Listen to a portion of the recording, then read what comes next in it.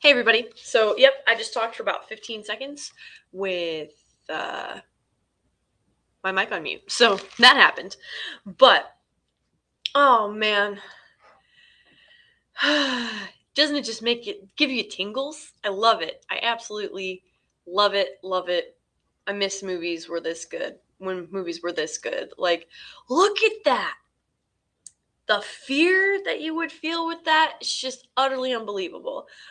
But before we get into this and we have a heck of a nostalgic Nirvana, I am going to go ahead and read these donations. So Chris Persia for $5 last week. He got right at the end there. I didn't double check, and so he sent this last week. Says, just to say thank you for all you do. We all appreciate you. Thank you so much, Chris. And then Raj for $5 Canadian says, sorry to miss the discussion, Lady G. No problem, as this is one of my favorites. For real. Sadly, I'm a bit under the weather this evening. Aw, I will be at the Pages for Ages meeting on Saturday though.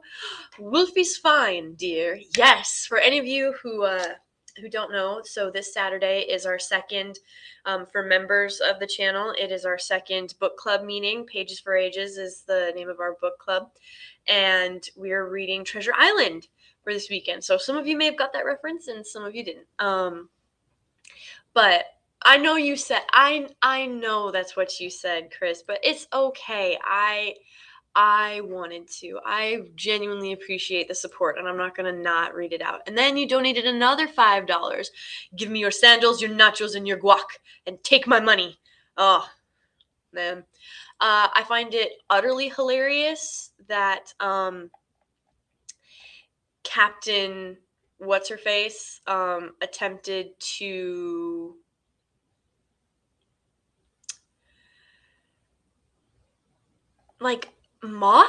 imitate. I don't even know.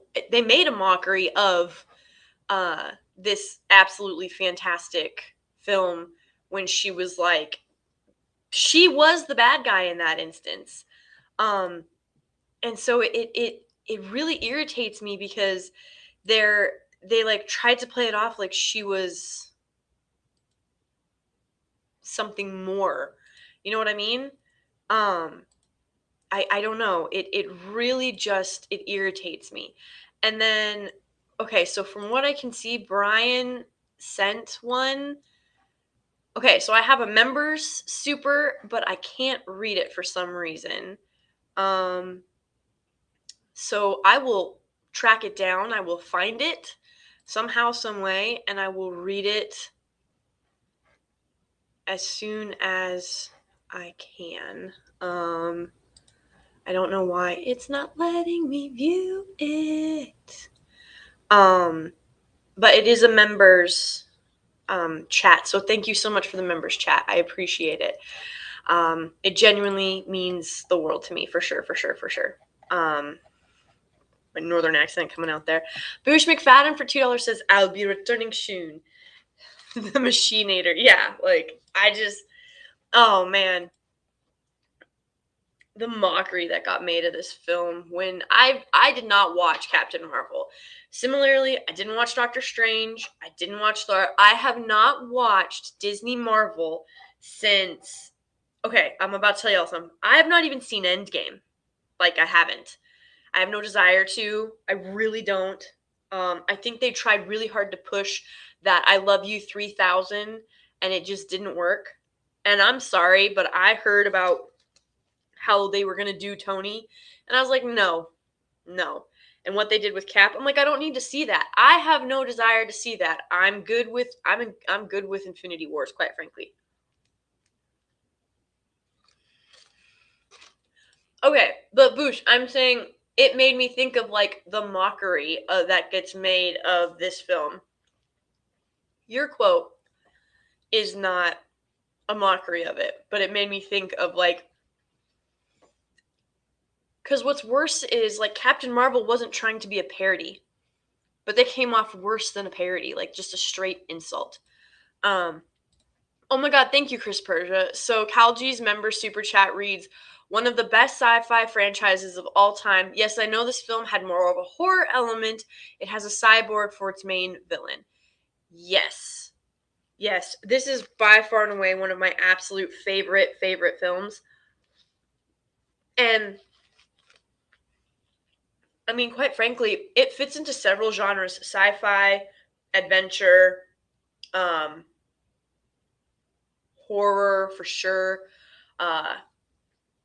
Even a bit of, I mean, literally, it fits in romance too, because Reese and Sarah have to get together so that they can make John. You know what I mean? Yeah, slasher too. I am off topic, subhuman. I go like, this should shock no one at this point. I am.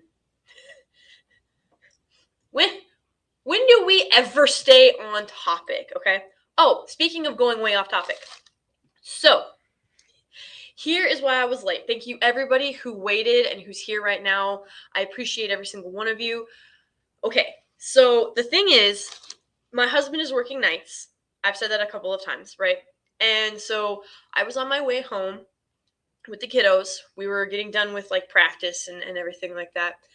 And this older lady was on the side of the road in her like really just, I don't want to say stereotypical, okay? Like I really don't. But do you guys remember the 1980 Buicks? Do you remember those? Like just not,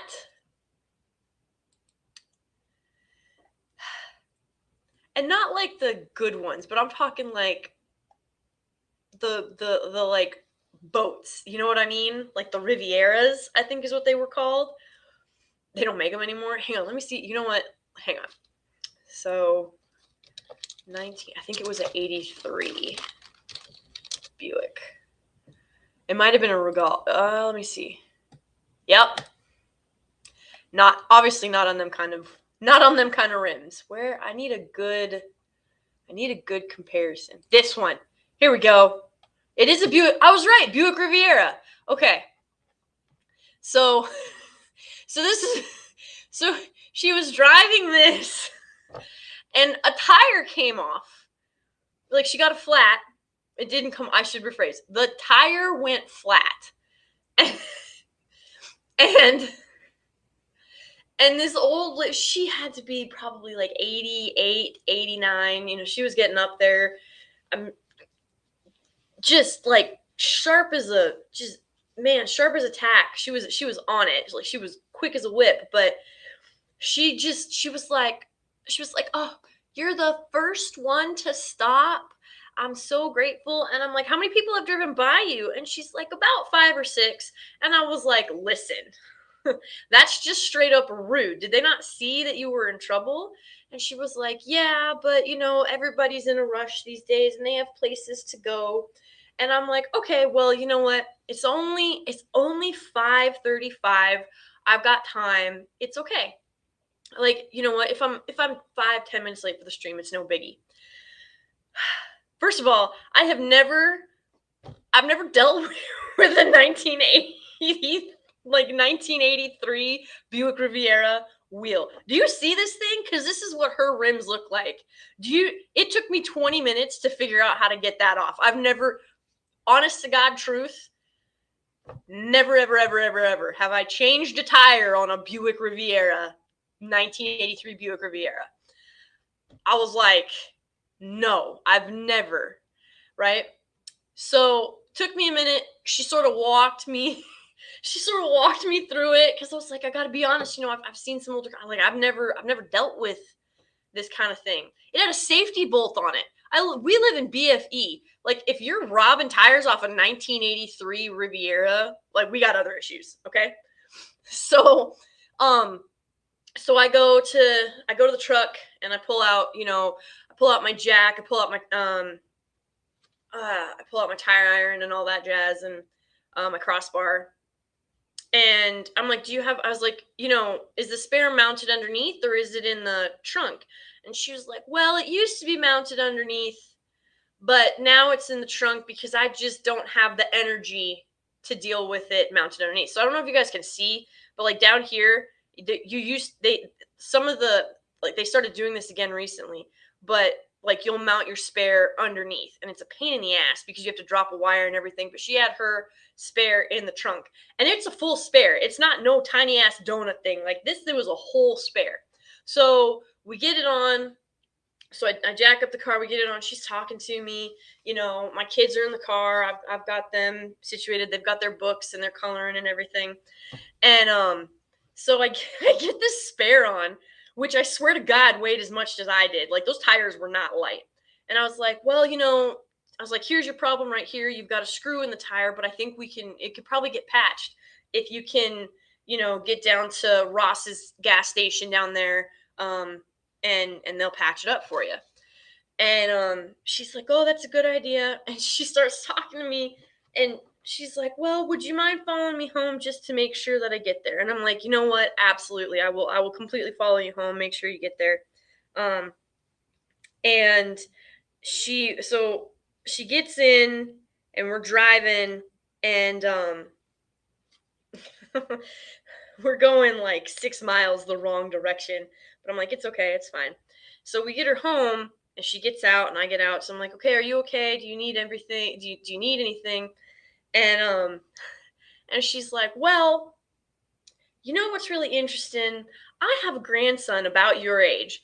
So, like, she started to try to set me up with her grandson. And I said, oh, I appreciate it, but I've been married for 11 years. And she's like, you have? And I was like, yeah, my husband is just on nights right now. And she's like, oh, well, it's so great of you. She's like, and where'd you learn to change a tire like that? And I was like, well, on this, you basically walked me through it. But like, my grandfather, my uncles, my mom, my dad, like, they all made sure that we knew what we were doing. And I fell in love with it. And I just sort of went with the mechanic route. Right. And I was like, so I was talking to her or whatever. And she was like, well, even though my grandson he's in Alabama playing baseball, which, by the way, I didn't know Alabama had a baseball team. I literally thought that they were just football because that's all they ever talk about. But apparently Alabama has a baseball team. So she's talking to me or whatever. And long story short, because I don't know if you guys know anything about like Midwest or Southern goodbyes. But if you go inside the house, you're there for 6 hours. Like, that's just how it works. So we stayed in the driveway, but like, I couldn't quite break free. And when it was all said and done, my husband, our children, and myself have all been invited to dinner tomorrow night with her because it's his first night off in 3 weeks. We've all been invited to her house tomorrow night for dinner for pork chops, watermelon, mashed potatoes, and peach cobbler. So that's what happened. But now we will get back to why you are all here. But I just wanted to explain. I appreciate all of your patience, but that's where I was. But no, like, he's in college, Brian McCann. Like, he's in college. Roll Tide, except for laundry. Okay, so does like Alabama State or whatever they're called, like, do they have a baseball team? I don't know. I'm not an Alabama fan. Where's Jeremy when you need him? Oh my God, he's never where he needs to be. Gosh dang it! But to get back to Terminator and not nice old ladies who invite you to dinner, their baseball team is Crimson Tide. Aren't they all Crimson Tide? Aren't they all elephants? Like, I'm really confused. But anyway. So that's what happened. I appreciate every single one of you. So can we just talk about the fact this is where you're going to have to make a decision? I have heard this a few times. People have said that Sylvester Stallone would have been a better Terminator. Put a 1 in the chat if you disagree, and a 2 if you... Excuse me. Put a 2 in the chat if you agree. Put a 1 in the chat if you disagree. So 1 for Arnie, 2 for Sylvester Stallone. Do you think that Sylvester Stallone would have made a better Terminator?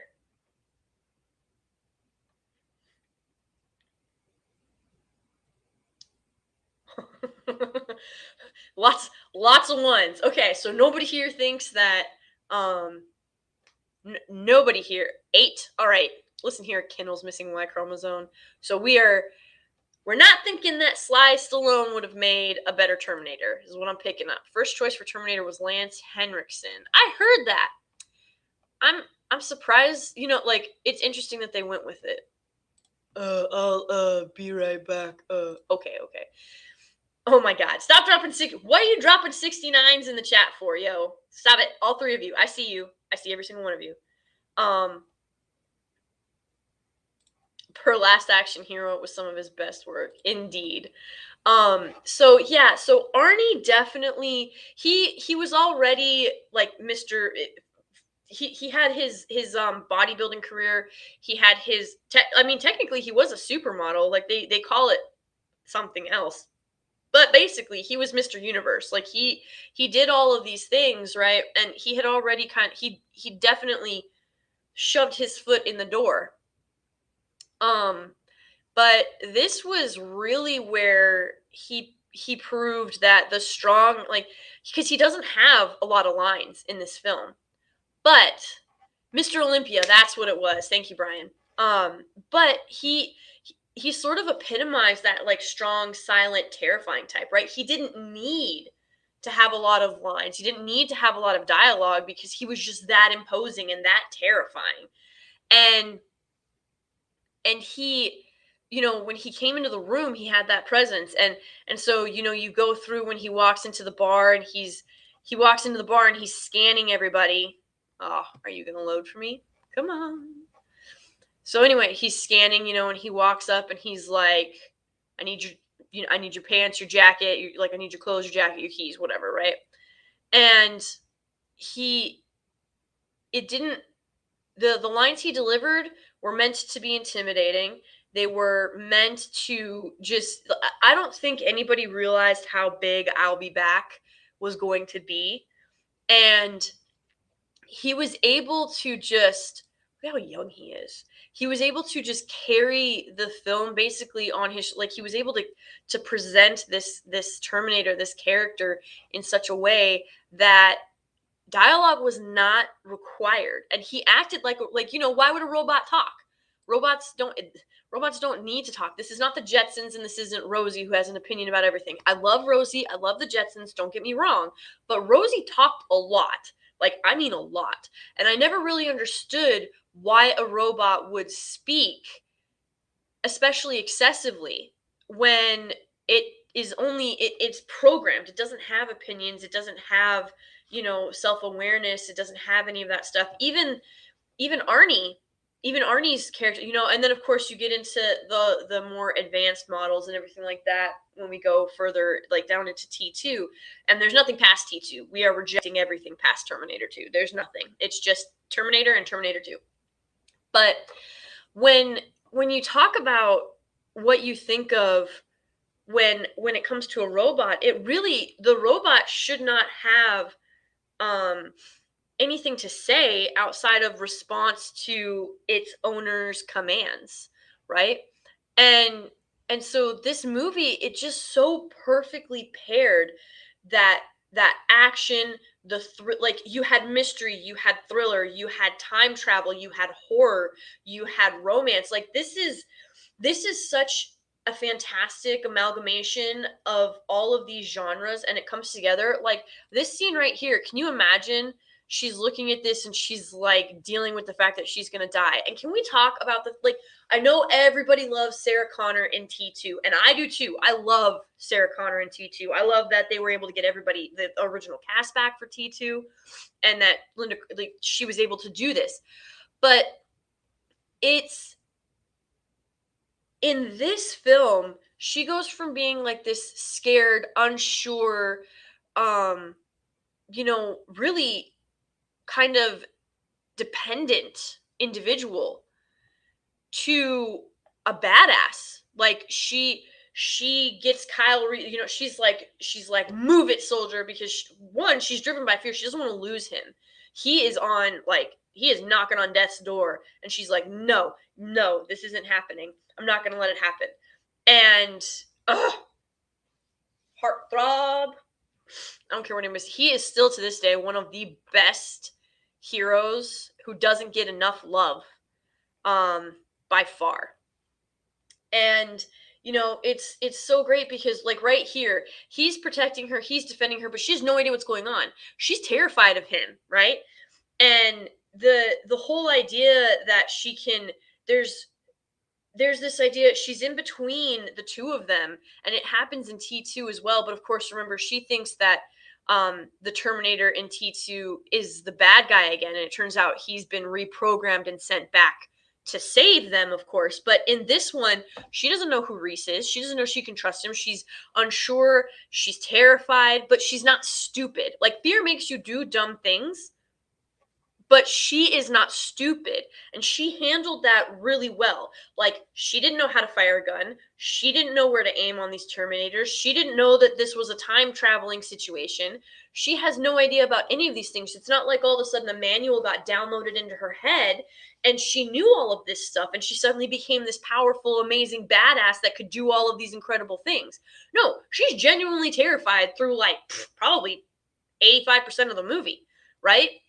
And because when it starts, she's hanging out with her friends, and she's like leaving she goes, hey, just so you know, this might happen. And she's talking about what she wants to do and where she wants to go, and she's like trying to just live a normal life. And then she gets thrown thrown into this other world. And look at this. Like, she has no idea what's going on. This thing's trying to kill her.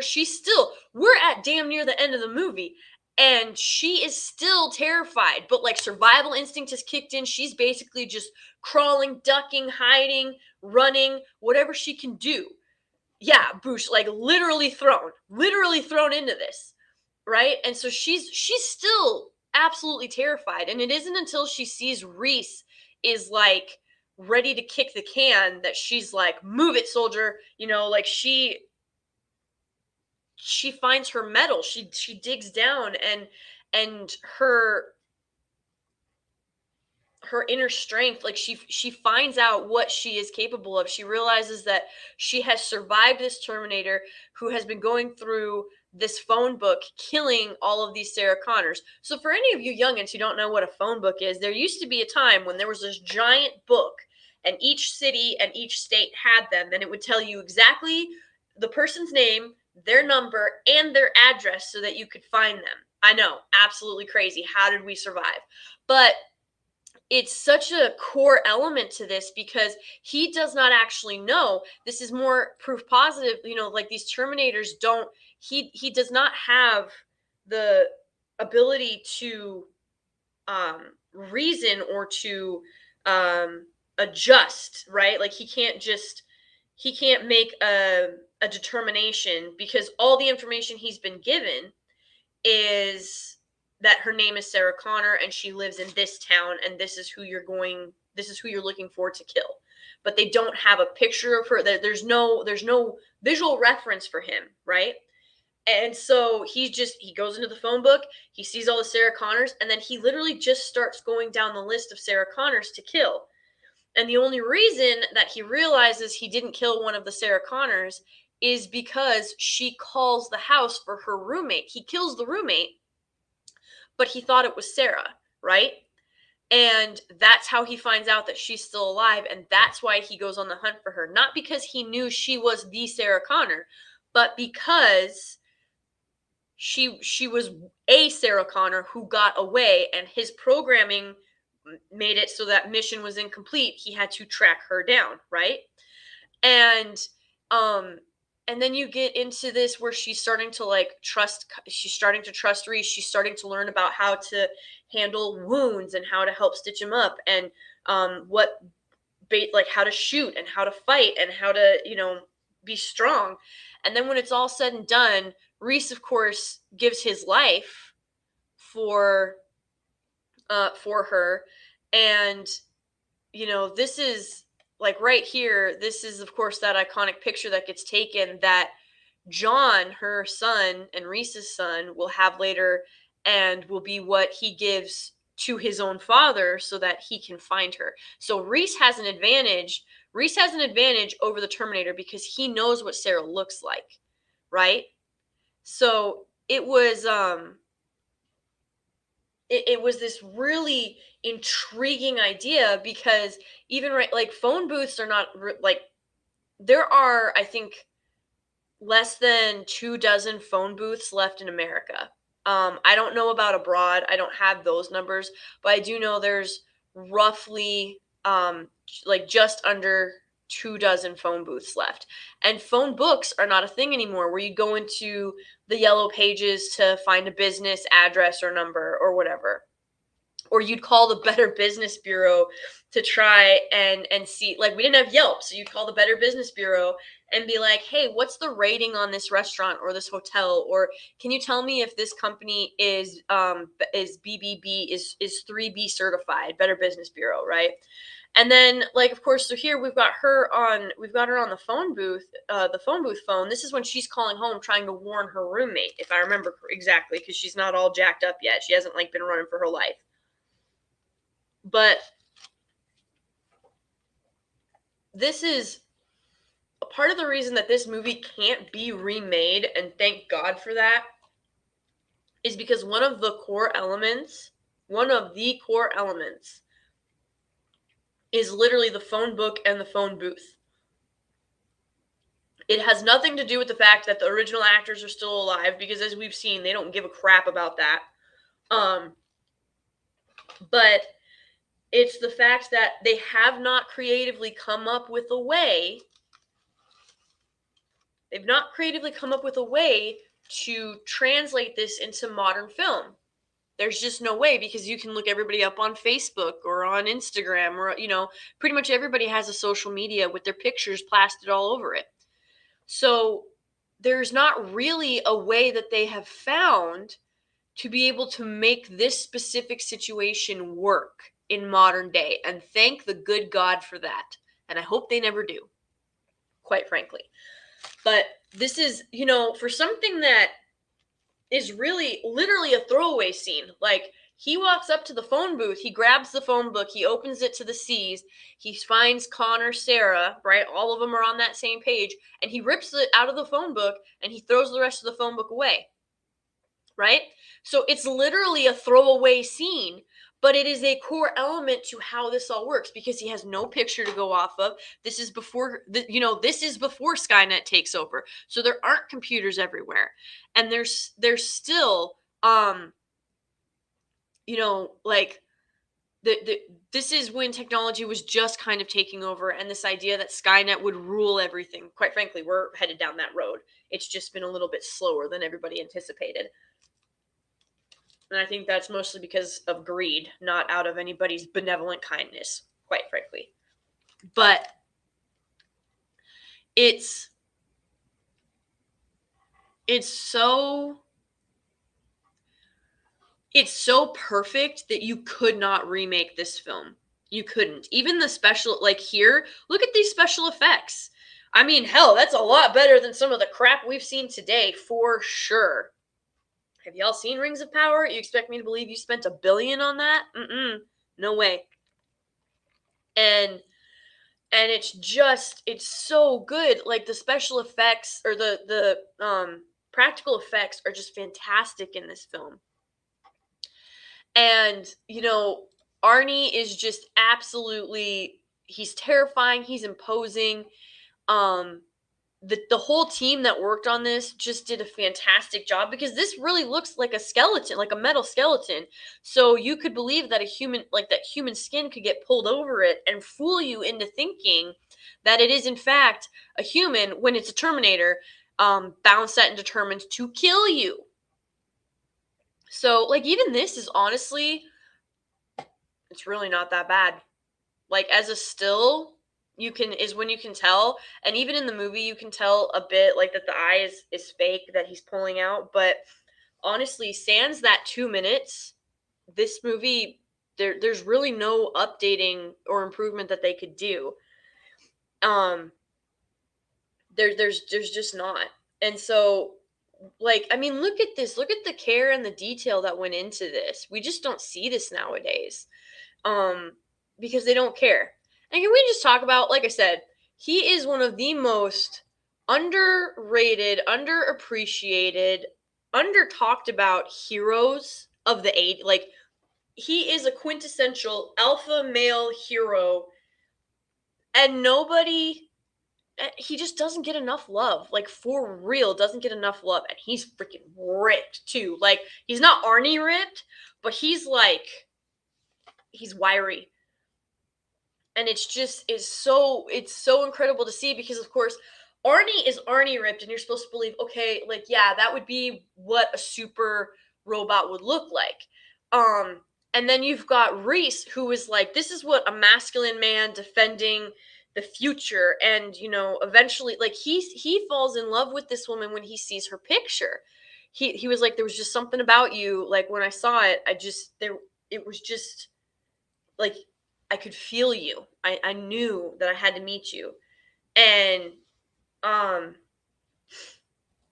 it's really, like I said, it is at its core, it is a love story, because the whole reason Reese goes back is because he's in love with Sarah, right?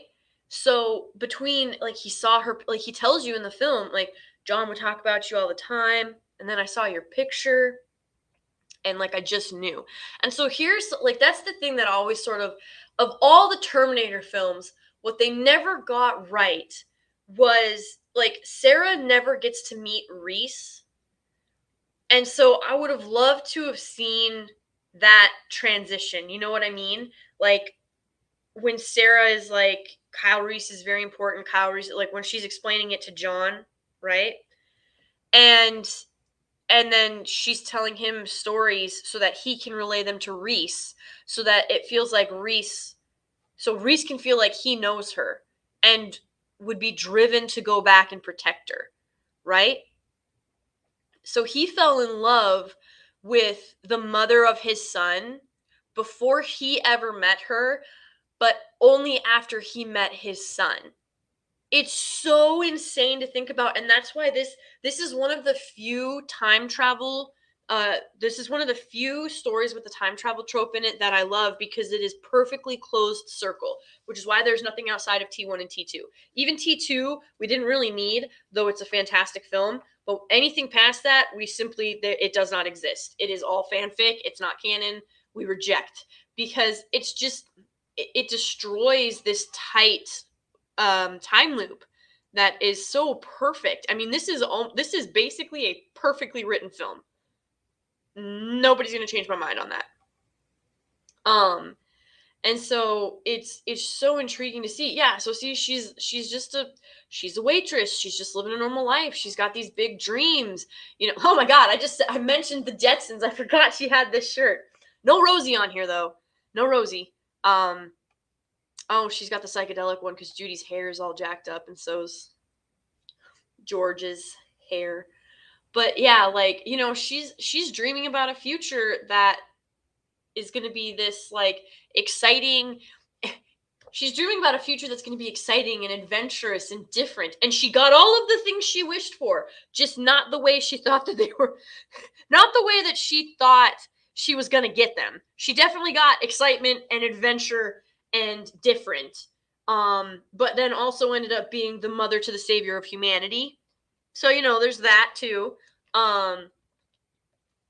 It's so good, because she's so normal. Like, I don't know any other way to, she's just a girl with dreams. And she's just, like, perfectly normal. She's just perfectly content. And not content. She's just, like, she's attempting to get through life. And she's just living it and dreaming of something a little bit more. I think we all dreamt of something a little bit more. Yes, Boosh McFadden, normal. Exactly. She's just normal. And then, of course, this handsome, roguish man from the future comes back, saves her life multiple times, helps her learn how to fight and defend herself, preps her for a future that is coming that she needs to be prepared for. And, like, just being terrified the whole time, until she realizes that I care about this man. I want him to stick around. I can't lose him. I need him. I'm in love with him, which, of course, Reese has always been in love with her. So for her to be able to make that connection with him as well. It's just fantastic. I will not settle down, Boosh McFadden. Reese does not get enough love, okay? I'm just saying. It does not, he doesn't get enough love. And I intend to give him all the love that he deserves from afar. Like, from a distance. We're going to admire him in a healthy way, not in like a weird, cringe, like send death threats to anybody that touches him kind of way. Can we talk about that for a second? Like, I don't know if I have any of you in the chat, but if you are a psycho fangirl like that, please don't like come after me. Y'all are weird and terrifying, and look, I'm so happy that you have so much passion for characters, but like maybe just realize that there's a screen between you and like not send death threats to people. Who was that? Was it Justin Bieber? I feel like for some reason his name is coming to mind because he married some chick and like the death threats just kept pouring in because it wasn't Selena Gomez. I don't keep up with this, but I have two younger sisters who were teenagers that were like obsessed with this thing, and so I would get like bits and clips. But apparently, there's like a crap ton of death threats, which I think is a bit excessive. Like, just chill, yo. But I do love this picture. It's fantastic. Because like, look, he's like obviously really concerned, and she's like not paying any attention to anything. She's just like, get me out of here. It was Bieber? Okay.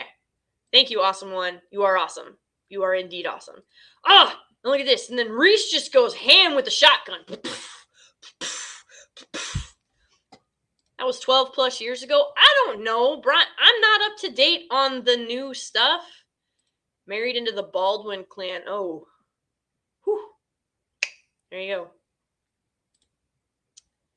Sounds right. Didn't like his music, but I didn't wish ill upon the boy. Yeah, I don't wish ill on anybody. But like, so I think just let people be people. Like, love the characters if you want, but stay sane, please. Oh man, this scene always terrified the ever-loving crap out of me because I was like, man, like if he could like pierce her skin, she'd be dead. So it's just insane. And then of course, you know, you've got like some of these iconic scenes where she's got the laser on her forehead when he walks up with the gun, and like everybody's just like, oh well, he didn't need to do that. Well, the thing is, I think that's for as much accuracy as it is style, because again, remember, the Terminator is a computer, so he's going to want to make sure that he has the highest chance of success. And the highest chance of success, if you're not aware, if you headshot someone, they tend to not get up after that. Like, I'm just saying. They tend to not. They tend to stay down. So of course he's making sure, because she's already gotten away once, right? Because he made an error. The computer system made an error. So he is now ensuring that he will not make another. That he will have the highest rate of success by doing a headshot. And yeah, you're like, that's literally what that is. It's to ensure success where his first time was a failure, and then he fails again because of course Reese shows up. But like this whole movie, and can we just talk about, like, look at this. She's in this movie, she's in normal clothes. Like, she has her waitress attire, but through this whole thing, she wears this damn jacket that like I can't find anywhere. I tried to cosplay as her once. It didn't go so hot. You would be amazed at how hard it is to find this jacket and to like, man, they just don't make crap like they did in the 80s. I'm telling you. It's just sad. It's a crime. It's unfair. And then, of course, you've got like, oh, you're dead, sweetheart, because she's in her waitress attire. They're waitressing and stuff like that. And she doesn't care. Like, she hates her job. She hates her existence right now. And then, you know, she just goes off on this adventure. And then, of course, here's Reese. And this fucking broke me. Oh, God, this scene. This scene. What is Jaws doing here? little bit of jaw. We'll get a dip our toes in the water, as it were. See, like, look at this. Like, she's just gorgeous for one, capable, but like, she was just in normal clothes and she got tore up. Like, her clothes got destroyed. She got wrecked. Where's that part where she's getting choked out? Where did it go? Do do do ba ba. See, just like normal clothes, right? And then you come up here and she's got like a bloody lip and a scraped up eye and her jacket's torn to shit. And it's just like, listen, clearly you've seen some shit. Right here we go. Like, right, jacket gets tore up. She's sweaty. She's muck. She's got bruises. She's got cuts. She's got abrasions. She's got scrapes. She's been crying. Do you see like a hint? Like, just, this woman is tired. She's like, she almost wants to give up, and then it's like when Reese, when she sees him in trouble, I've said this already on the stream, I know, but like, she sees Reese and she's just like, something inside of her shifts, it moves, and she's like, no, this has to end. Like, I have to stop him. I have to save Reese. I can't lose him. And then, and like, oh, can we just, like, the whole idea, like, you have to go back naked because only organic material can travel back, and that's the whole reason that they've wrapped the machines in human tissue, is utterly freaking brilliant. Like, that is a beautiful limitation, because can you imagine if the machines could time travel on a whim, right? But no, they had to take the time to craft human tissue to fit over the machine so that it could go back. And it's so it's such a brilliant limitation, because this machine can literally do anything, but it can't travel back in time because it's not human. So that's another edge that Reese has over it, because he didn't have, like, there didn't have to be any waiting period. He simply had to say, I'm ready to go, and John Connor sends him back.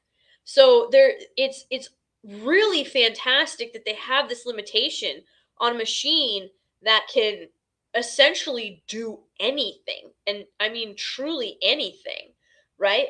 So this movie, all in all, is just so oh man, this scene when she realizes what's happening, oh man, is, yes, I love it. And their chemistry between these two, absolutely fantastic. This movie is just perfectly cast. You could not ask for a better anything. And I love that so much when you have that type of chemistry between the actors, because it shows how much fun they're having. It makes it a better time for the audience, and it just makes the overall story better. And things that you might not have thought would have worked, or things you never would have thought of, they end up working. So, I mean, if I had to rate this movie, if I had to rate the Terminator T1, it is a 10 out of 10, guys. It is a 10 out of 10 for me. Absolutely. I don't know anybody that's never seen this movie, but if you haven't seen this movie, we can do a watch party together. Like, I will watch it via distance-wise with you, and be there when you experience it for the first time with you, if we need to, because this movie is fantastic. Everybody needs to see it. Everybody needs to watch it. I feel the same way. Well, we'll hold comments on T2, even though I kind of spilled some of the beans there. But it's just, this movie is absolutely fantastic. The writing is tight and linear, even though it's time travel, and somehow the writing is linear. And oh, you know what, Boosh? That's a good idea. Hold on. Here we go. Do.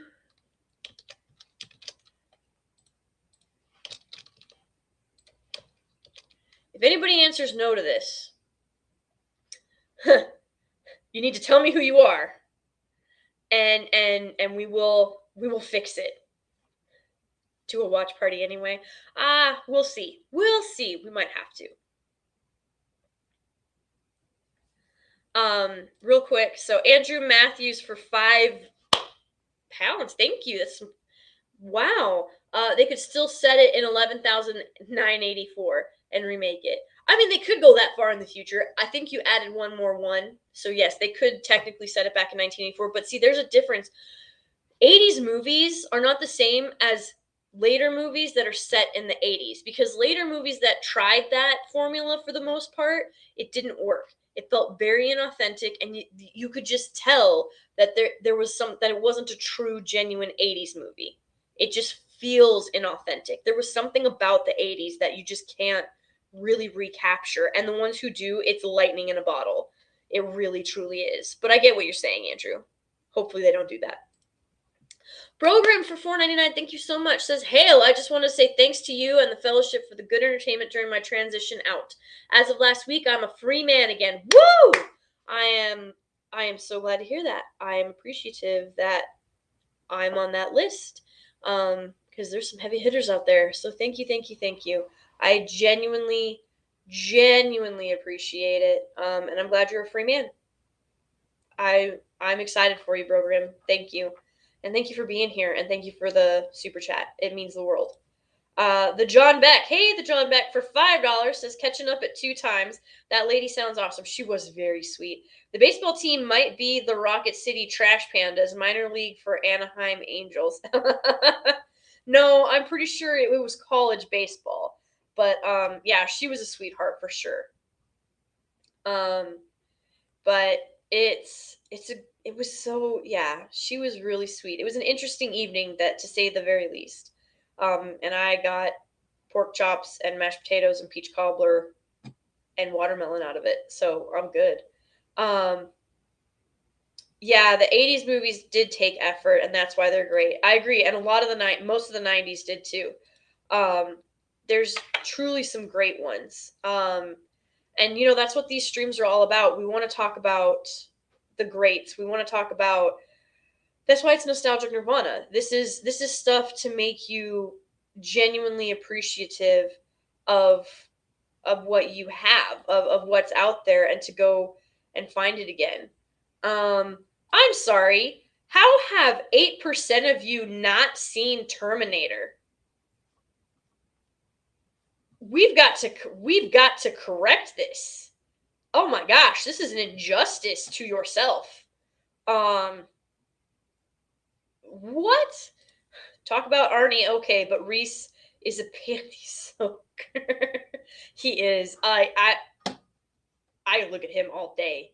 All day. Like, he is everything and then some. I'm just saying. For sure. Yes. So we're going to show all of you the light. We're gonna blinded by the light. I swear to God, if I get copyright struck for that, I'm gonna be upset. But no, it's this film. It's truly iconic, and it has so many imitators, and so many people reference it. And for this film being made in 1984, you guys realize in 2 years that's going to be 40 years ago. 40 years ago, this film was made.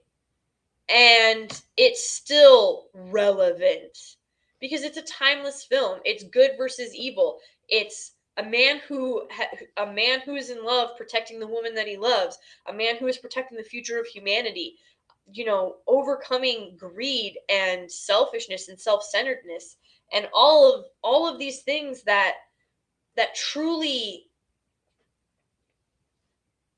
that corrupt you.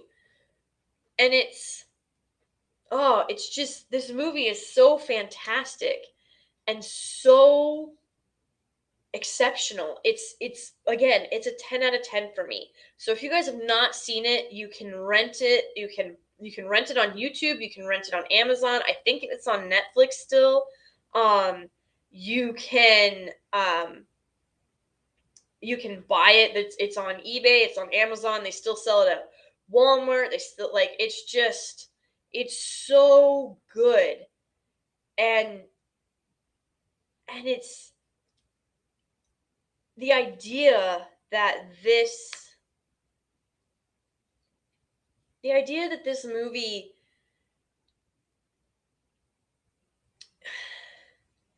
could ever be remade needs to go die in a trash bin of fire and acid, quite frankly, because you can't remake this movie. Oh my god, this scene. Oh my god. Okay, the 8% of you that have not seen this movie, you need to go watch it like solely for this scene. Because this is right before something happens that makes like everything click, and it's just so damn good. This whole movie's so damn good. The pacing is perfect, the writing is tight and linear, the time loop makes sense. It's got the dialogue is perfect, and like I said, Arnie literally didn't have to. He didn't have a lot of dialogue, and he didn't need it, and he still took up most of the screen. That is fantastic.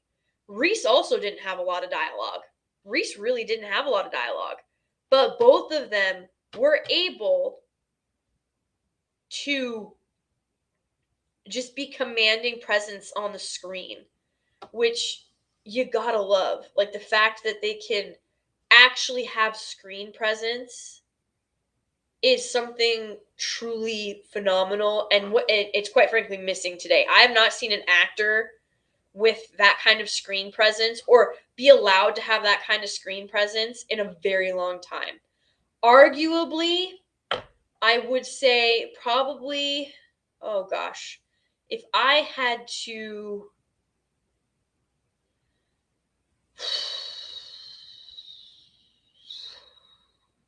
oh my god, I can't believe this. It'd have to be Sam Elliott. If you guys have ever seen The Ranch, it's a series that's on Netflix. I never got to see the last one, obviously, because I got rid of Netflix because of the cutie stuff. But, yeah, I think Sam Elliott, and it's Sam freaking Elliott, so, like, I don't even know if that counts. But I can't think, chat, help me out. If you had to pick an actor who had screen presence like this, or as close to this as you could get, or even Reese or Terminator, like who like is there any actor modern day younger, like we're talking maybe 40 and so 20 to 40, right? Can you think of anybody that has that kind of presence in modern day Hollywood? I'm not talking about the established greats. I see you, Boosh. I see you with your Kurt Russell. Yes. But like, oh, you know what, Corey? I have seen the new Dread, and yes, yeah, I would agree with you. He's definitely for sure and he never takes off his helmet, but of course it is Carl Urban, so he doesn't. Carl Urban is. Oh yeah, I will get yes. Carl Urban wins. You are so right, Corey. Yes, yes, and not just because he was Éomer in Lord of the Rings as well, but Carl Urban wins the day. Yes, I would give it to Carl Urban for sure. Chris Evans did. I don't think you could. No, no, I couldn't see Chris Evans picking up either Terminator or Kyle Reese and doing it justice. You know what I mean? Um, yes, this film had an insanely modest budget, and it became just a phenomenon. Elliot Page, get out of here! I'm sure you're crazy. Omniscient got Mr. Bean. Okay, well, Kevin Sorbo definitely has, yes, most definitely. But again, he's not in this age range where you're between 20 and 40, right? Yeah, Carl Urban, Corey, for sure. Yes, Dredd is awesome. Scott Eastwood, I've not actually seen him in a lot of stuff. I don't know. I'm not. Hold on.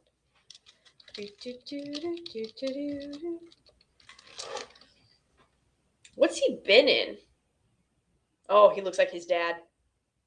Oh my god. Wow, he looks like his father Squinty eyes and everything. Holy crap. Yeah, that is definitely Clint Eastwood's son. Holy buckets. Yikes. I mean, yikes in a good way, but holy cow, what's he been in? Is it bad that I don't know who Scott Eastwood is? Suicide Squad. Longest. Okay, Pacific Rim. I wasn't aware that that was him. Why do I have Jurassic World Dominion? I don't understand. Okay. Oh, he's going to be in Fast 10. Tin Soldier, I Want You Back, Dangerous, Wrath of Man, Walk of Fame. So he's been in quite a bit. I've just like not. Oh, he was. Oh, okay.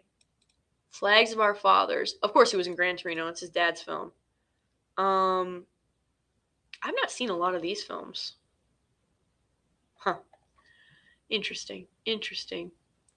Severus Snape? You mean Alan Rickman? He is sadly past, Mystic Girl, and he's not really in that age range. He was a bit older. He's more seasoned. He's cut his teeth.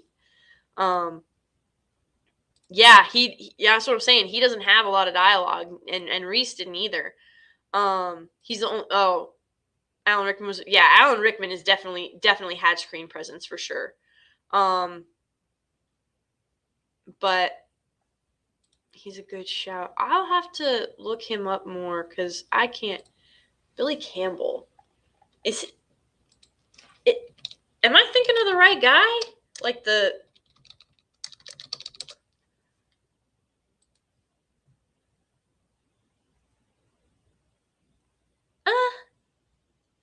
Yeah, he's got pretty good screen presence. I don't know if it's like on the Terminator, but he's not good.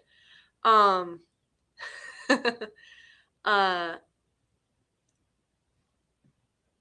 Rocketeer, that's what I was thinking. But yeah, I can't think of any like young actors really that sort of have this same presence and gravitas. You know what I mean? Carl Urban, I will give it to Carl Urban for sure. He's one of them, but I honestly can't think of another one. Apparently, Scott Eastwood, if he's anything like his father, then yeah. No, Chris Persia. I'm saying like now, alive right now, like young guns alive right now who have the same presence as Alan Rickman and Michael Biehn and Bean, I forget how to say his name, and Arnie did in the Terminator. That's what I'm saying. I don't think Chris Pratt has that kind of screen presence. Tom Hardy is good on the screen though. But I leave Tom Hardy out of all polls and decisions because I am immediately biased to Tom Hardy. So we can't be doing that. Ryan Gosling, really? I don't think so. I don't think he's got that intimidation factor. I really don't. And just yeah, doesn't do it for me. But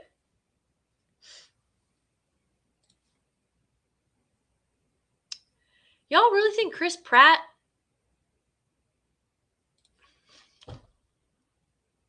I mean, there's no denying he has screen presence, but I definitely wouldn't put him on this level. Maybe you know what? My husband and I promised my husband I wouldn't watch Terminalist without him, and he's finally off of nights, so we're gonna watch Terminalist this weekend. So maybe I'll change my mind after I see it. I still say Chris Pine for Reese as a better Chris. Nah, Chris Pine definitely doesn't have that kind of screen presence. He's nice to look at, and he's a good actor for sure. But you kind of like for Kyle Reese, you need more than that for sure.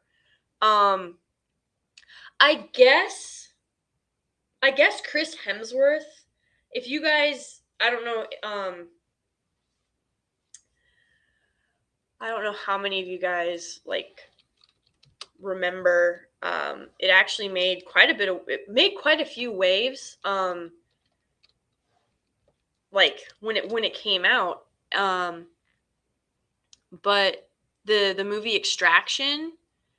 I think it was a Netflix movie, but that movie did really, really well. And I think it showed that Chris Hemsworth can, like, he's not just, because when you're Thor, like, it's a little bit, though I suppose he did pull off Thor really well. So I suppose I can give it to Chris Hemsworth as well. So who do we have? So we have Chris Pratt, Chris Hemsworth, and Scott Eastwood, and Carl Urban. Sebastian Stan, really? Well, I will say in Captain America, the Winter Soldier, definitely he had that sort of intimidation, fearful stuff going on for sure. But they've not really utilized him in that manner ever since. And I know Disney took over. Like, I know. But I guess if I've not really seen, I don't know that. Again, I don't know how much of that was because it was just a Captain America movie and how much of that was actually Sebastian Stan, if that makes sense. But I really miss that type of screen presence. But I dare you, I challenge you. It's not a dare, it's a challenge. Find me one modern actress today who is today between the ages. How old was Linda? Hang on.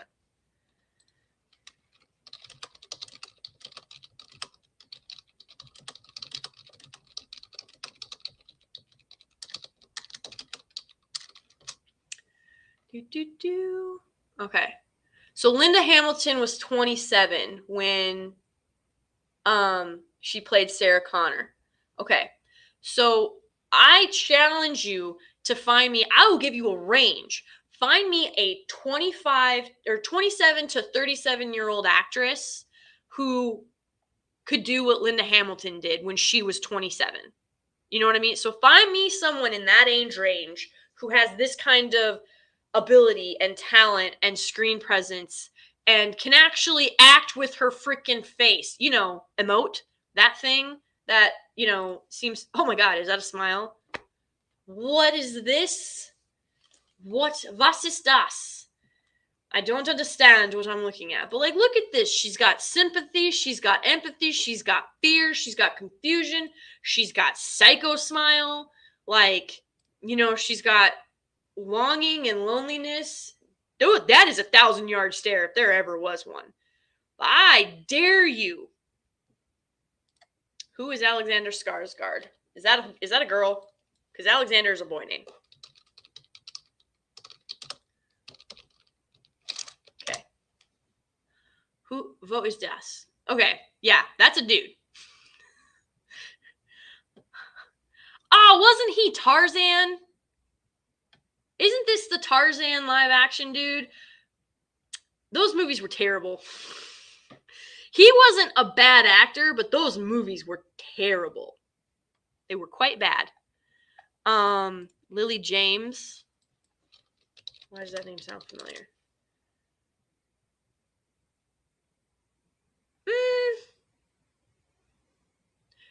Yes, she's very talented. Yes, she's very good. I don't know that she is Linda Hamilton levels, but she's very close. I will give you that. Like I said, Linda Hamilton was just an impressive 27-year-old. Like, to be able to do what she could do at 27 really says something. Who is Anna? Anya Taylor-Joy. Are you guys just telling me your crushes so that they come up on screen? I have no idea who this is. I need a reference. Who is this? Holy crap. Anya Josephine Marie Taylor-Joy. That's a long name. Actress and model. She won a Golden Globe and a SAG. Primetime Emmy. Okay, but I still have no idea who she is. Oh,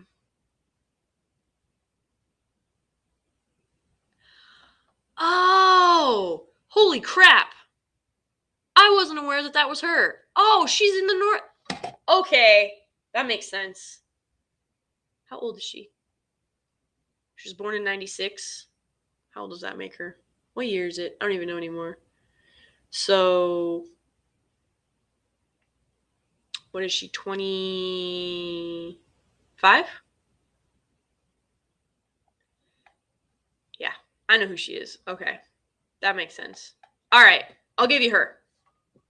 Maybe. Again, I don't know if she's Linda Hamilton levels, but she's very good. Yes. Maybe I'm just biased to Linda Hamilton. She's 26. Okay, yeah. 20 she would have turned 26 this year, so I just didn't know.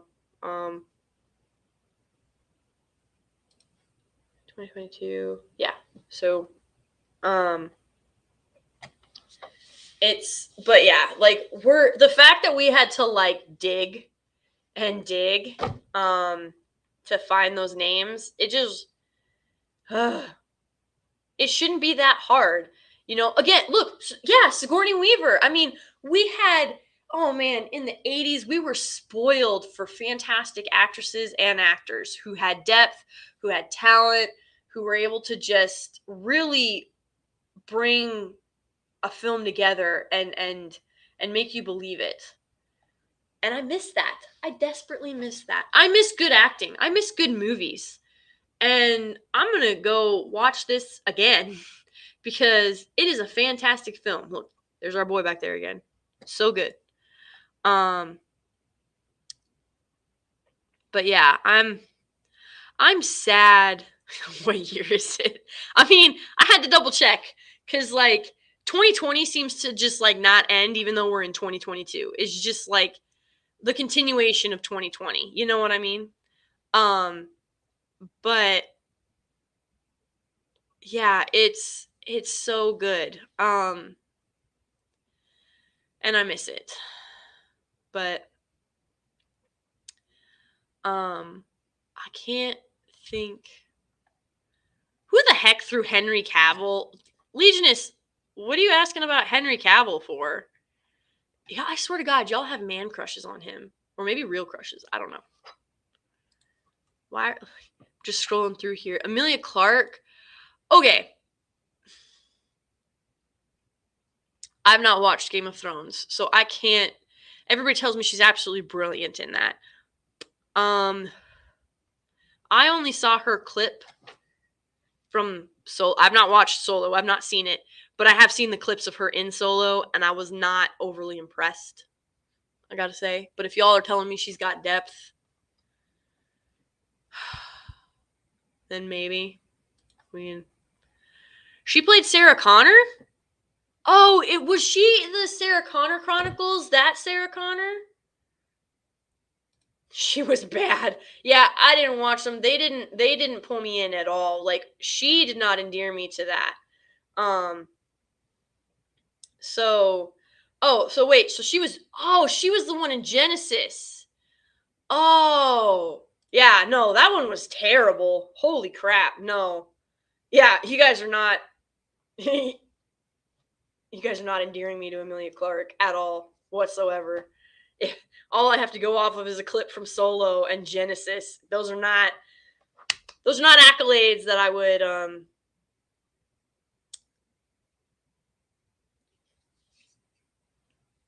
guess promote. I don't know what else to say. I asked about actors who have screen presence, but be it Superman or Witcher, etc., when Cavill is on the screen. Okay, I'm going to be perfectly honest with you, and please nobody show that Star Wars girl or Tugs, that Tug Life. Don't show either of them this clip. Probably not Nina Infinity either. I don't think that they're going to watch this stream, so I'm pretty sure I'll be safe. I don't think one of two things is happening when it comes to Henry Cavill. Either he is simply not as good of an actor as all of these women want him to be, or he is being forcefully put into like a box. Like, he's not being allowed to express himself the way, like, I know that he's a lore loyalist, and he's a big, I guess he was a big Witcher fan, because the writer for Witcher talked about how they would go. She was like, the scene with Roach was the death of Roach was the best scene in that entire season, and Cavill basically wrote it. So either he is getting absolutely boxed in by management and writers, and they're just simply not letting him be uh like fulfill these roles the way that he is capable of doing, or he is simply not as good of an actor as everybody says. But I think that Henry Cavill is overrated. I do. I've not seen, like, I think so. After I saw um The Man from Uncle is actually the thing that I've liked him the most in. Um and I thought he did really well in that. I think that was probably his audition for James Bond, and I don't think he will ever be James Bond. I don't think that they would ever. I sincerely doubt that he will ever be James Bond, truly. Um, but if he is, as good as everybody seems to think, I have yet to see it. With the exception of The Man from Uncle, I thought he did very, very well in that. But it was the first time I really saw him. And again, I've been over this before. Look, okay, so even Amy Adams, who's one of my favorite actresses, and hang on, I don't even know if that's right. Okay, so like their on-screen chemistry is really awkward for me. Like even this is really awkward for me. And they did an interview. That Star Wars girl actually showed it to me, I believe it was her. And they talked about how they really felt more like kind of like siblings as opposed to like in love with each other, or that kind of they had a different kind of chemistry, and you could definitely see it on screen. Because like when Amy Adams was Lois and it was just her on screen, she was great. And when Henry Cavill was just Clark Kent or Superman on screen by himself, like he filled out the suit really well. He looks like Superman. But then when you put the two of them together, it didn't feel like Superman and Lois. There wasn't that sort of that fit, that connection, right? And that boils down to chemistry. So because they're both allegedly, like, she is a very good actress. I have seen her do some incredible stuff. But then you've got Cavill, who he's just kind of all over the place. And then he's more of like a dark Superman as opposed to like the Man of Tomorrow, Son of Krypton, Hope of the Future type deal. And that is very much a Snyder influence. Snyder went the dark route with Superman, which I hated. So I don't think Cavill ever really got a chance to play Clark Kent or Superman. He played like Earth 63 or something like that. It wasn't really, he never really got to play Superman, in my opinion. But like, it really comes across the screen how uncomfortable they are with each other, especially when they have to do scenes like this. Like, it's just awkward, and it made me awkward. And so, when you add that to the terrible writing, like, it really was terrible. I guess I could say this: Henry Cavill must be a decent actor, because the Superman films were not as bad as the writing would have made them be. Like, so clearly the man can carry, but he's just not, I guess, given the opportunity. And like, see here, they just like, it's just weird. It's awkward. They feel awkward together. I don't know. So maybe it's just because there's not been a leading lady across from him that really matches him. Because even Yennefer from The Witcher, whose name escapes me right now,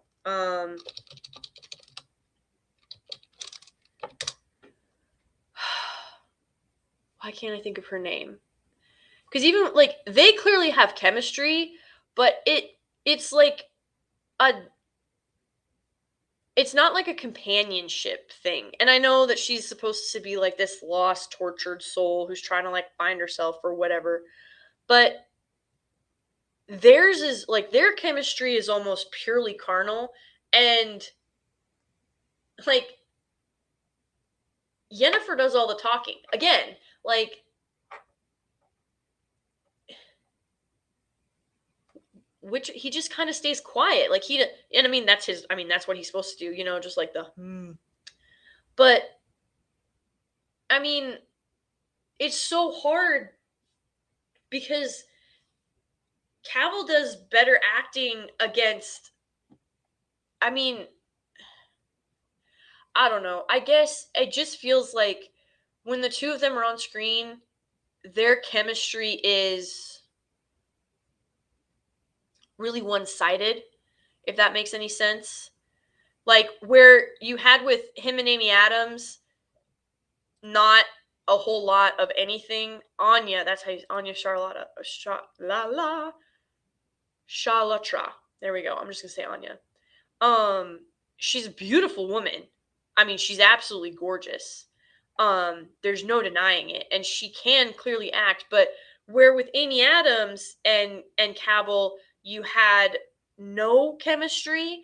This kind of like with her and Cavill, it feels very one-sided. I don't know how else to like put that. And she just kind of started like she does not really have she's like I said absolutely gorgeous, and I think she has the potential to be a really incredible actress. She's already does pretty well, but I think first of all they've ruined Yennefer's character. Geralt's character was absolutely trashed in season 2 to make way for Yennefer, and Yennefer shouldn't need that. You know, like Yennefer should be able to stand on her own 2 feet, but it feels like they really shoved Geralt out of the way so that Yennefer could kind of be center stage, when in fact Yennefer and Geralt should have been able to stand kind of toe to toe together. And so like I said, the chemistry between these two really just felt um really just felt one-sided. Like it's God, they don't even have pics. There's like most of the stills are from the damn game. That should tell you something. Like it just see like this is just I don't know. He does better acting about caring for her when she's not on screen. When he's like Yen is alive. Like that was probably the most emotion regarding her that I've ever seen. Um and it's just it's so sad. I don't know what that is. That's got to be a fan picture cuz yeah. But like honest to God, look at this. Most of the pictures of Yennefer and Geralt are from the game. So I have one still. I don't even know where it went. Now I gotta try and find it in this sea of stills. There's Yennefer. Where's the one with the two of you? God dang it. It's lost. It's gone away. Gone. Okay, here we go.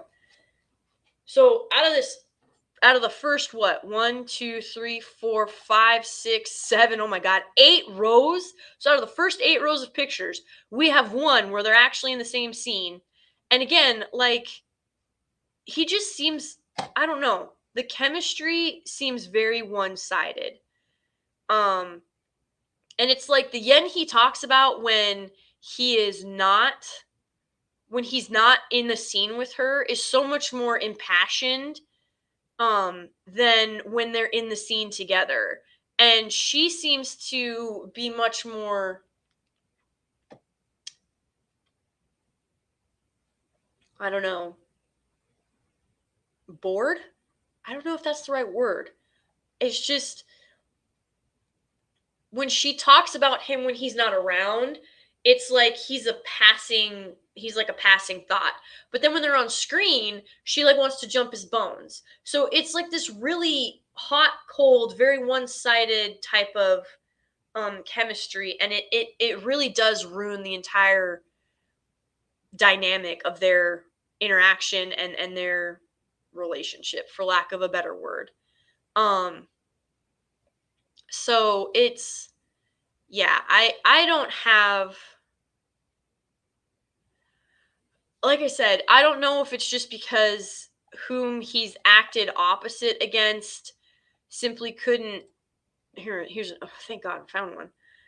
Like, I don't know if it's simply because he doesn't have a female partner or like an opposite who can match him, but anytime I've seen him with playing opposite a female actress, it's just off. It's just off, and I don't know, like it that seems like probably one of the biggest slaps in the faces, and that's probably why I'm having the hardest time warming up to the idea. Like, everybody wants to trip over themselves about Henry Cavill.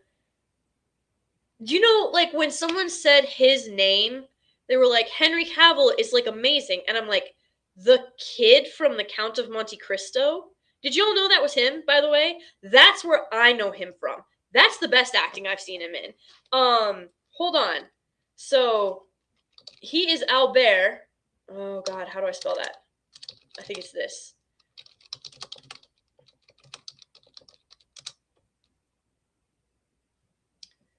Is it Albert? Name I had not yet mentioned. There we go. That's him. That's him.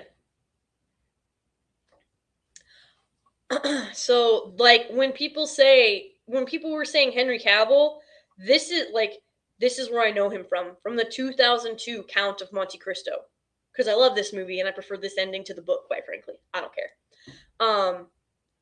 So yeah, this is literally where I know him from, and of course, Dumbledore's in it too. Extra points if you can tell me his actual name, because it's not Dumbledore. But yeah, so like, when people were saying Henry Cavill, I was like the kid from Count of Monte Cristo, and they were like, "What?" And I'm like, "Yeah, the kid from Count of Monte Cristo." And it was just it's so weird, to think that this is what I know him from, and this is what I think the best that he's delivered, acting wise, because there's a lot of range in this movie. And then of course, like I said, the man from Uncle, Stig Kenobi. I don't know if you're still in the chat, Stig, but you had mentioned hang on, let me check my DMs really quick.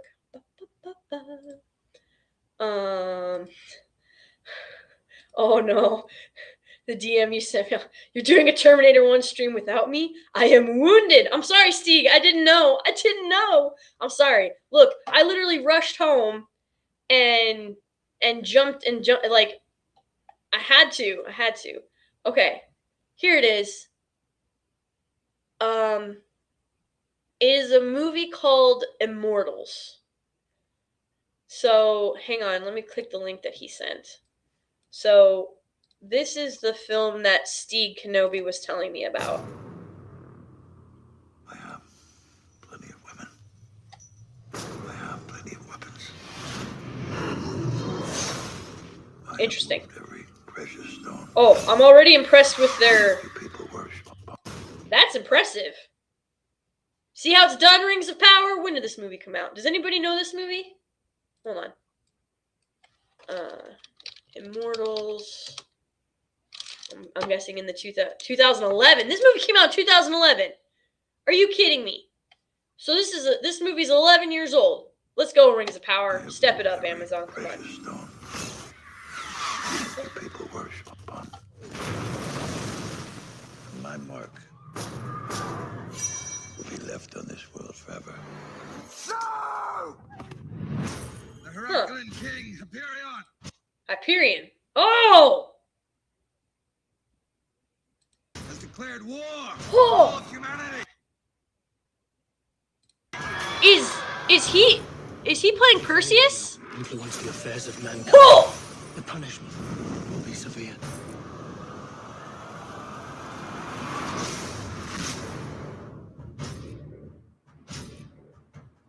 Damn.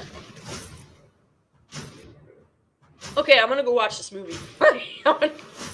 Oh, it's If there is one Theseus. human Okay. who could lead them against Hyperion, it would be Theseus. Okay. That makes sense. Hyperion, Theseus. Thank you, Boomer Stick. I saw your chat. But your tale has just begun. Damn. This looks incredible. Those whom much is given, much is asked. Today, we are offered something we would never have.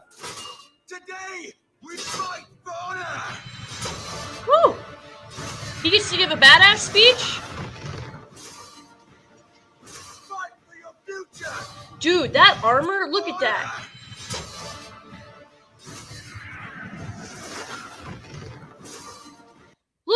Look at how good that looks. Did Weta work on this? Who did the costume design? Fight for your future. Even the gods will need a hero. You know what? Fight for your children. Huh. Fight for immortality. Oh, yep. I'm gonna watch this movie. I was gonna do T2 next Thursday. Well, I think I'm gonna go watch this. Oh. Gods chose well. Huh. Yeah, I'm gonna go watch this movie. I like it. Interesting. Okay. Thank you, Steve. I know you're not here. I'm gonna go look at this, and maybe my opinion on Henry Cavill might change. I don't know. I doubt it. But that looked really good. So we have definitely gone through the rigmarole. Okay, here. Since y'all are like in love. Here you go. There's your man. There's your boy. I'll tell you what. He can't just have a stash. Like he needs to either do the scruff or he needs to do the full beard. Because the stash by itself, I have an issue with it. I don't know what it is. That's just me, I guess. I like beards. But I'm actually, I'll give that a go. Look at that. I learned something on Nostalgic Nirvana that I'm gonna go watch. Actually, I mean, Stig did drop it to me in my DMs, but yeah, no, that's pretty freaking exciting. Thank you for all of that. That was good stuff. I don't know if I want to get super pulled in. I'm gonna refrain. So next week, I've already given away. T2 is next week's Nostalgic Nirvana movie. But I think we'll probably do Immortals after that because that actually looked kind of intriguing, especially considering it came out in 2011. And not many films since 2010 have really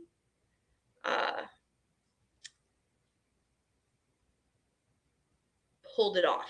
I'll say that. D-Day Direwolf for $5 says, you seen the show The Last Kingdom? Of course I have. On Netflix. Lots of great manly actors there. Saxon versus Viking. Yes, it is. It is a fantastic show. I have it on DVD because I don't have Netflix anymore. But yeah, so very interesting.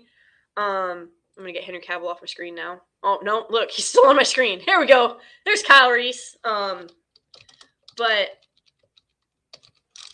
I like how the terminal list was the autofill. That's pretty cool, actually. Yeah, I'm gonna put film, so maybe we'll get some more Sarah Connor stuff. Nope. It's staying true to its name. There we go. So, yeah, but guys, the Terminator is an excellent selection. I'm gonna be going over T2 next Thursday. Yes, Count of Monte Cristo, Trivellangio. That's where I know Henry Cavill from. It's true. Brogrim says, I feel like Cavill could play a monster. Not sure if he has. I'm not a Cavill connoisseur. Go ask that Star Wars girl. I'm sure she would know. I could not help you though. Like that Tug Life and Anna and Nina have all told me so much. Like, how they retain that much information about one individual just blows my ever-loving mind. They're like, oh my god, did you know this, and this? And he was stalked, and he has like these obsessed, crazed fans. And like, again, people, I don't care, man, woman, just like chill with the obsession. Like, they're just people. But it's really interesting to kind of see how it all sort of works out. I will admit I am not a Cavill connoisseur either. So it's, yeah. So we covered quite a few things on this one. Like I said, but the Terminator is really where the heart of it is, and I would kill, not literally YouTube, but I would love to go back to a time where we have this type of villain and hero. Just men of action, few words, women who are actually women. They're not putting the man down or shunning him or silencing him. You know what I mean? I would really, really love to go back to the 80s, quite frankly, but like this type of mentality when it came to film. It's, it's just so fantastic. Subtlety is so underrated. And then like, so that means that the bigger moments were that much bigger. It was, oh man, Terminator 1 is just, it is a true pop culture iconic, has influenced so many films since, and it's just utterly incredible. Perfect casting, perfect writing. The special effects are incredible. The practical effects, the chemistry of the cast, it's all right there, guys. So definitely go check out Terminator 1 if you haven't. I am going to check out The Immortals. That trailer actually looked pretty decent. And I will kind of let you guys know, I guess. But yeah, this was so much fun. Thank you guys for being so patient and for being here this evening. It really means a lot. I'm gonna check the donation side to make sure I didn't miss anything. I did not. So thank you, everybody. I genuinely appreciate every single one of you. You're all amazing. I hope you guys enjoyed this stream as much as I have. And much love. God bless. Godspeed. And I'll talk to you soon.